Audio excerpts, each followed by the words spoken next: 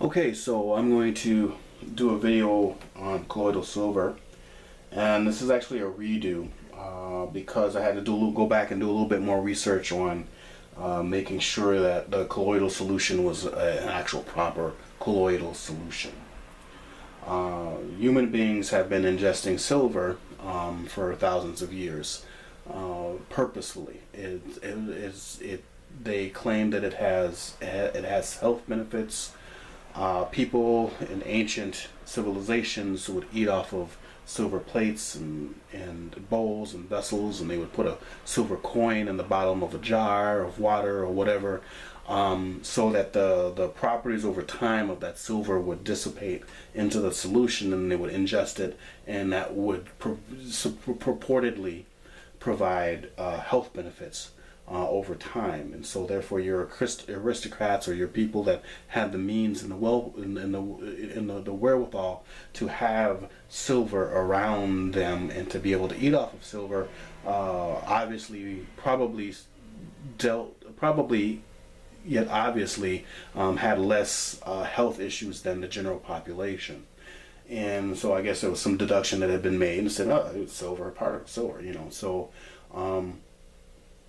so therefore we get the term blue blood, and that would be the light tinge of blue towards the lips of the aristocrats or the rich people would have that could afford and to have silver around or to eat off of silver and such. The term being born with a silver spoon in one's mouth could also hearken to that as well. Silver is also a trace mineral in our soil that nowadays, at least modern times, has been extracted. So a lot of the nutrients are not being injected into the foods and the vegetables that we eat. So we're not getting enough silver in general. But at the same token, if you go to the dentist and you need to have a filling, what are they doing? They're filling it with silver, most likely.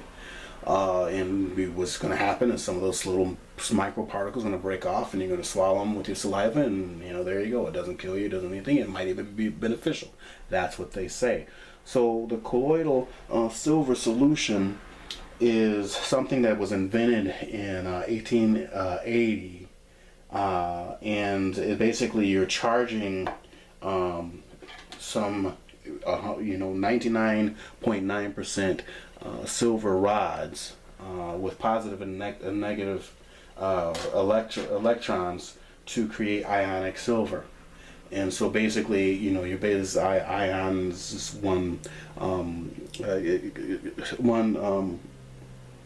negative electron removed. So it's a very, very small particle. It's an atomized particle.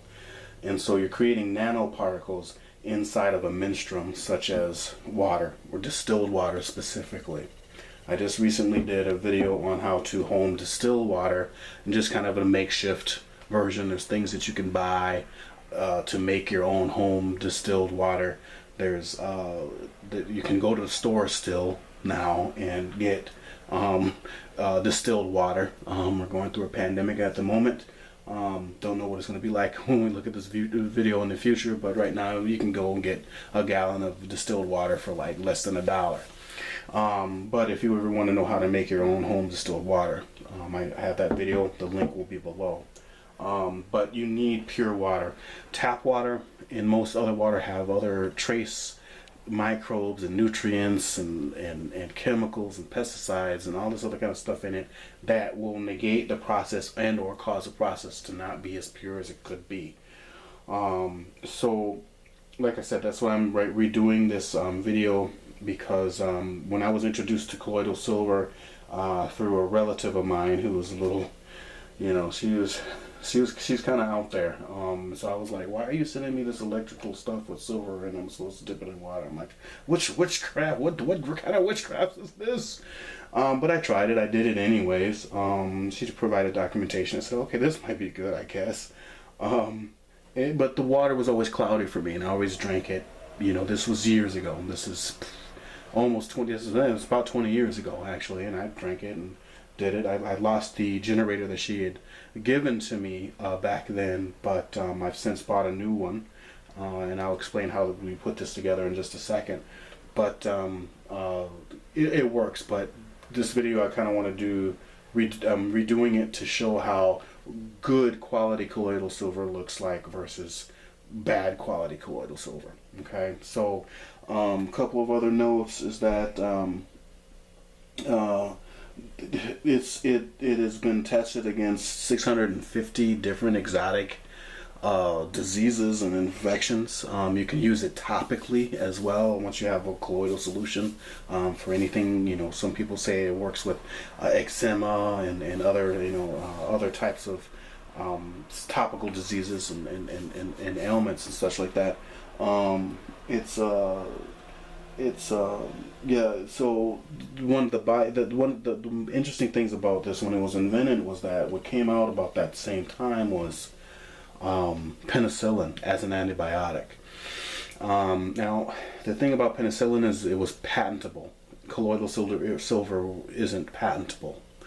And so the official sources will boo-hoo or kind of tamp down or discriminate against the claims and the studies that are pro or for the use of colloidal silver. Again, you're gonna have to do your own research on that and make your own deductions from that. I'm not going to editorialize too much on that because I know what that is. But apparently, if you do your research on it, there's forums upon forums and blogs upon blogs of people that use colloidal silver and they sing its praises. But that's anecdotal; it's not the official narrative. Let's see. And amongst that, there's one caveat that they throw is this disease or this side effect called argyria, which basically turns your skin blue. There's a person called Paul Carazon that I guess was on the daytime talk network back in the 90s and this and that thing, who basically looked like a Smurf. So what he was doing, what happened with him was he was taking colloidal silver for his ailments, and he was taking it in the wrong amounts. He was taking way too much of it, and he was adding salt to the distilled water, to the water solution. So what he was actually making was colloidal silver chloride. Excuse me. So he was actually making a solution that the nanoparticles were much bigger than the microns that they should have been had it been a correct solution. So, and he had been taking that for over 14 years. So basically, the nanoparticles, the big nanoparticles, got underneath his skin, and so when he got out in the sun, they oxidized and turned his skin blue. So, but they fixed it, whatever he was suffering from, the diseases or the reason why he was taking nano silver or colloidal silver in the first place, was fixed according to him. Those were the claims, but he just turned blue. So the thing is you're supposed to take it in the right dosage, which is about 2 tablespoons per day, and it does not need to be huge particles, meaning you don't need to add salt to the substance. So in this video again, I'm going to show the differences in a good solution versus a not so good solution. Okay, so I went on Amazon and I bought this kit, and this is the kit you could have got from Radio Shack. I don't know about getting the silver though, because it came with 2 99.999 whatever 9% silver rods, which is the key component of this generator, and it came with alligator clips and wires with positive negative coloring on them. And then you just provide your own 9-volt batteries, and you need 3 of them.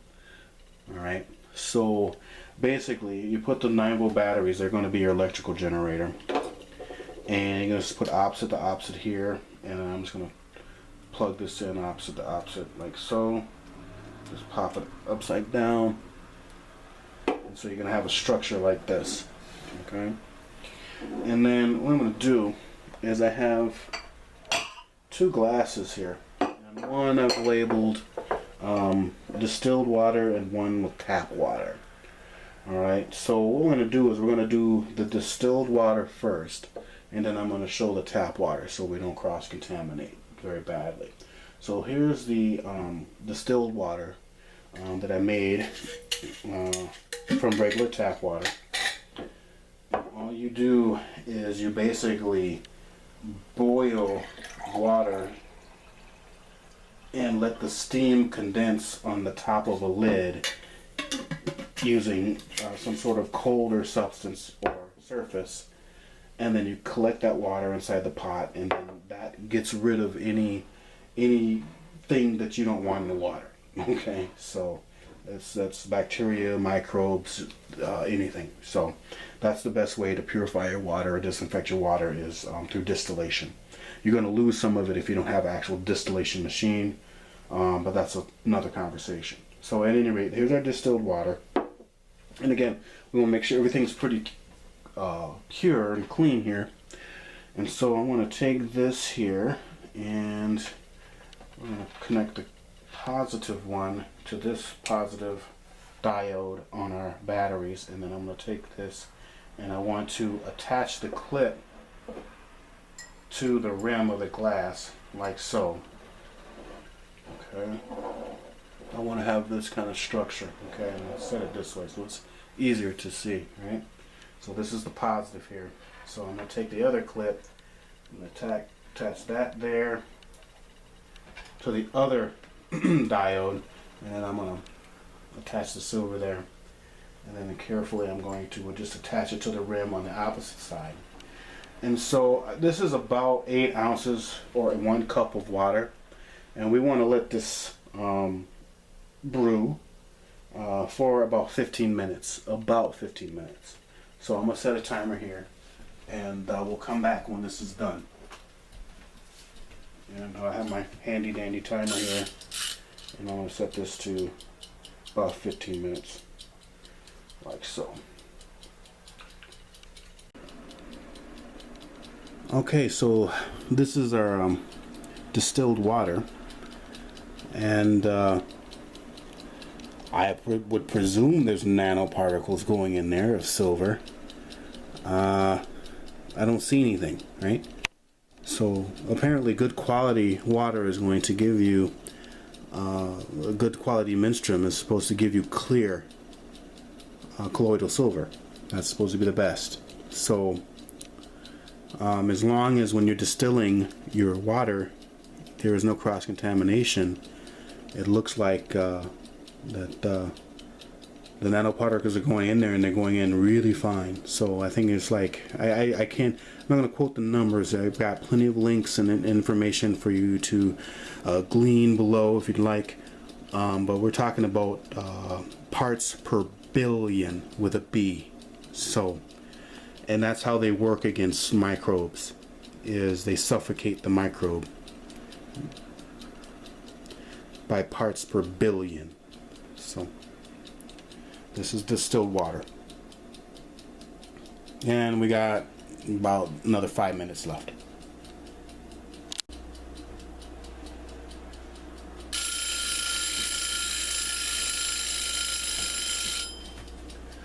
Alright, so it's been 15 minutes. I'm going to take this off my tripod here so you can get a better look. And yeah, this is still very clear, right? So we're going to take this off, and we're going to use a wooden implement, non-metal implement, to stir it around, and this is going to be our colloidal silver, at least our high quality colloidal silver. Now you will want to use a wooden implement or something to kind of stir around your brew, not metal, because it'll negate the process. But apparently there it is. Here it is. It's pretty clear. You can see here. I'll put this up to, yeah. It's put it up to the light. It's very clear, and it's not cloudy. But that's our distilled water that we used, or that we produced the other day. So now we're going to experiment with, so I can show you the difference with just regular old tap water that has all kinds of stuff in it.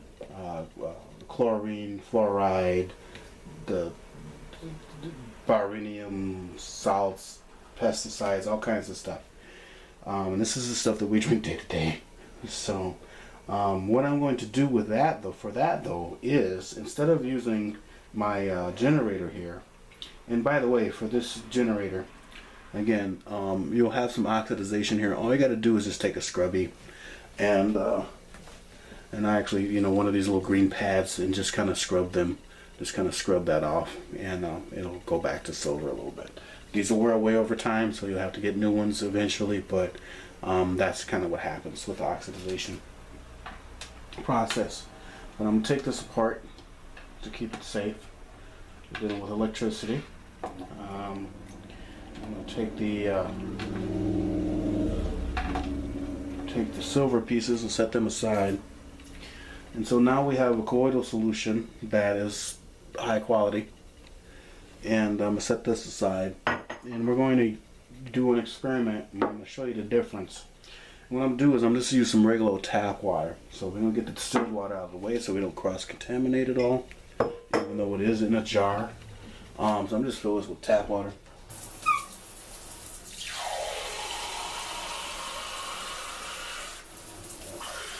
I'm going to fill it up kind of high because what I'm going to do is I'm going to be using some silver coins. All right, so this should be in your preps, especially nowadays. Silver right now is about $15 an ounce, so this is about $30 worth of silver right here. Silver fluctuates as a commodity, something you should probably be investing in. Gold, silver, whatever. Anyways, in my previous demonstration, you can kind of see there's some discolorization because I used this in my previous demo. So I'm going to use the same one for this. It's still going to be silver. It's just not going to look polished, right? So what I'm going to do, I'm going to grab one of these. And this is the one that had the discoloration. We'll keep this the same one, right?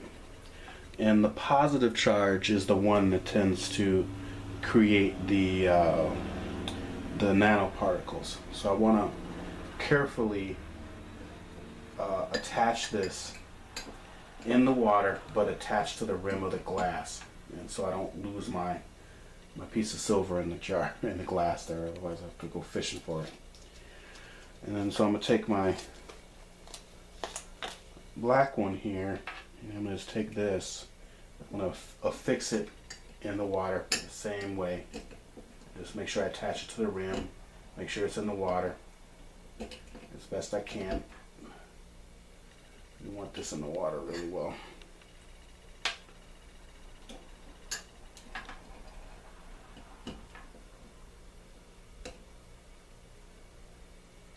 So now we want to make sure, now we attach it to our generator.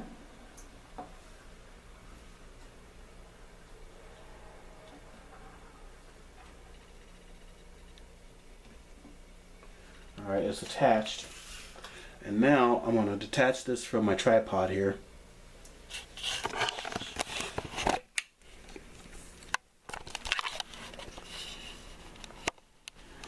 And we can almost in real time watch this happen. You see those particles breaking off? So this is the cloudiness that we don't want, and this is because the silver is reacting to the particulates in the water that we don't want. All right, all that chlorine and trace minerals and pesticides and fluoride and everything else is just going to make this water cloudy. And you see how it happened pretty much in real time right away. This is what we don't want. You don't want this. And notice we're using silver. All right, so the silver pieces are 99.99 whatever 9 and more some 9s. I think there was a plan along those. Anyways, presidential plans along those lines. Silver. This is a 99.99 silver that is creating a colloidal substance that apparently is not good. We're not supposed to use that. So when this happens, I guess it's good to use it to water your plants with or whichever. I have drank such cloudy colloidal substances in the past. I'm still alive and kicking, and this was years ago. So that's my anecdotal evidence or testimonial. But now that I know better, you know, you gotta do better. So what we want to do is make sure you have distilled water, and this is right now using real silver with tap water. And you can see the cloudiness just starting to form at the bottom there. This is not what we want.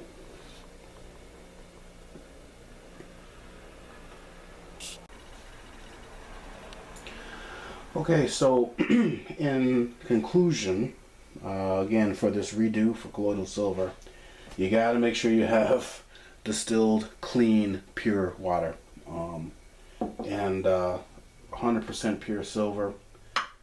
If you aren't already and you don't have it in your preps, if you're not invested, get you some silver. It's got more uses than just being a medium of exchange. So that's what the value of silver. So anyways, I hope this helps. Do your research. It works for me. I feel stronger. I feel better. Again, I can taste I can taste some metal in there, but it just looks like regular old water. It smells like regular old water. So as far as an antiviral, antimicrobial agent, again, that's up to the sciences. You know, you're gonna have to have a conversation with your healthcare professional on whether you should be using it or not. Apparently, one of the other side effects with colloidal silver is that it negates certain antibiotics. So if you're on certain antibiotics, you need to make sure that you're talking to your healthcare professional about that. But I'm putting it out there because we're going through some things and people are getting sick from a particular virus that's going around. And just as a supplement that you should be taking with your zinc and your vitamin D and your vitamin C and other different types of antiviral, antimicrobial medicines, supplements. This is something that works for me.